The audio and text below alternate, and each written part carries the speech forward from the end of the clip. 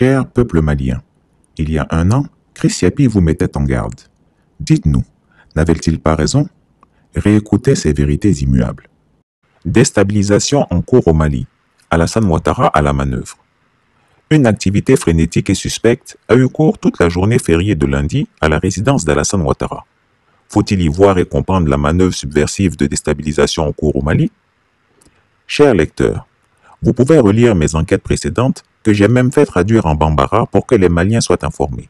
Je vous confirme qu'Alassane Ouattara a énormément usé de son téléphone et de son argent contre le Mali. Mais quelquefois, le métier d'investigation est ingrat. On passe des semaines d'insomnie à traquer, donner la bonne information, mais les concernés affichent un mépris souverain. Combien de fois Chris Yapi n'a-t-il pas averti que le président Ouattara cherchait coûte que coûte à renverser le régime de transition au Mali pour son intérêt égoïste et partisan? Malheureusement, les Maliens, notamment les dirigeants de la transition, ont cru bon d'ignorer mes avertissements. Pas moins de 15 publications de Chris Yapi, en français et en bambara, mettaient le peuple malien en garde contre les agissements d'Alassane Ouattara. Mais rien n'y fit. Peut-être pour leur malheur, nous ne le savons pas pour le moment. Toujours est-il qu'Alassane Ouattara est à l'origine de cette situation confuse au Mali. C'est lui l'alpha et l'oméga de cette situation déshonorante pour le gouvernement de transition malien et humiliante pour le peuple malien dans son ensemble.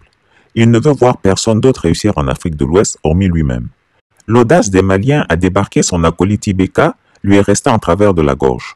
Contre le peuple malien, Alassane Ouattara a gardé une dent tenace. Il a financé à coups de milliards de francs CFA cette tentative de déstabilisation. Et le dernier passage de Ténébiraïma Ouattara dit la fiole au Mali, que Chris Yapi avait révélé en date du 9 mai 2021, n'avait d'autre objectif que de convaincre le président de la transition de rencontrer et de se soumettre aux injonctions de son aîné, le président Alassane Ouattara, s'il voulait que son pays continue à être suffisamment alimenté en électricité. Alassane Ouattara avait posé une condition non négociable à son homologue malien, si ce dernier voulait que son pays continue d'avoir des relations excellentes avec la Côte d'Ivoire, se débarrasser des militaires dans son gouvernement. Après échange, rendez-vous fut pris pour Paris. En effet, en marge du sommet sur les économies africaines à Paris, qui s'est tenu la semaine écoulée, Alassane Ouattara devait recevoir Ban Dao pour lui demander d'exécuter ses instructions, à savoir mettre impérativement fin à la présence des militaires au sein de l'exécutif malien s'il voulait garder l'excellence de la coopération ivoiro-malienne. Après avoir résisté longtemps à cette exigence d'Alassane Ouattara, le président Ban Dao a finalement cédé.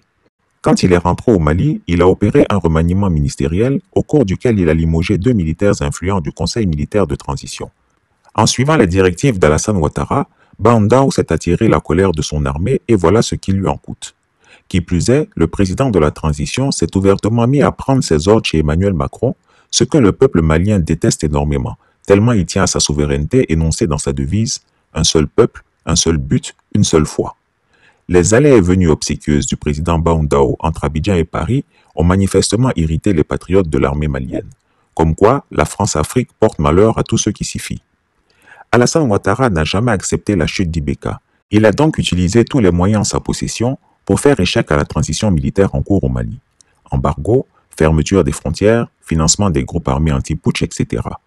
Il continue encore avec cette énième tentative de déstabilisation, dans le silence coupable de l'Union africaine et de la CEDEAO, eux qui ont applaudi des deux mains le coup d'État au Tchad. L'avenir nous dira. Chris Yapi ne ment pas. Retrouvez Chris Yapi sur son nouveau compte Twitter, ses 2 chaînes YouTube, sa chaîne Dailymotion, Instagram et Mediapart.